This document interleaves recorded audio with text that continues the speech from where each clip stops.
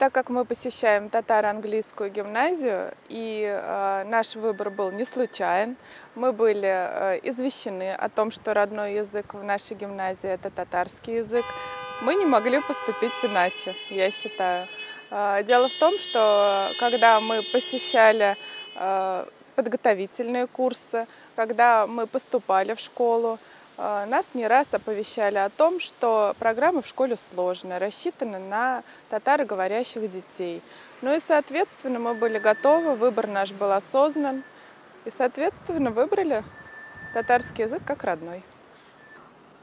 В прошлом году очень болезненно воспринимались прокурорские проверки, было очень много гневных писем по поводу татарского языка. Как переживала ваша школа и как переживалась в вашей семье этот языковой конфликт? Например, вашего ребенка это касалось или нет? Вы разговаривали ли с ним? Что он говорил по этому поводу? Не могу сказать, что было в школе в целом, но точно знаю, что в нашем классе было все спокойно. Спокойно было потому, что мы все были готовы к тому, что мы идем в татароговорящую школу. Мы были готовы к тому, что нагрузка по татарскому языку будет большой. И когда начались разговоры по поводу уменьшения количества часов татарского языка, мы все восприняли спокойно. Именно в нашем классе, я думаю, и в нашей школе вот этот вот конфликт происходил незаметно. Со стороны детей, со стороны своего ребенка никаких волнений также мы не наблюдали. Они, конечно, порадовались, что нагрузка стала меньше, меньше стали задавать домашнего задания. Но в целом вот я не скажу, что мы как-то сильно почувствовали в нашей школе какие-то спорные вопросы. Программа сложная. Скажу так, что сложная она не только для русскоговорящих, но и для татароговорящих детей. С первого класса нагрузка достаточно большая, количество часов большое, большое домашнее задание задавали. Не всем оно было понятно. Поэтому, если бы поработали в плане программы по обучению, было бы намного лучше и проще бы детям обучаться. Для чего вам татарский язык? Пока мы живем в Татарстане, я считаю, что изучать татарский язык мы должны. Мы должны понимать соседа, мы должны понимать друга.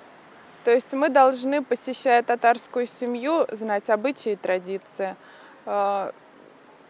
Я в школе тоже изучала татарский язык, достаточно хорошо понимаю и считаю, что это нужно для меня, для нашего поколения будущего. Как, на ваш взгляд, можно популяризировать татарский язык, чтобы вот ваш ребенок сказал: «О, я хочу татарский язык изучать, потому что на татарском поют классные песни, на татарском, если я буду знать татарский язык, я могу обучаться в хорошем вузе».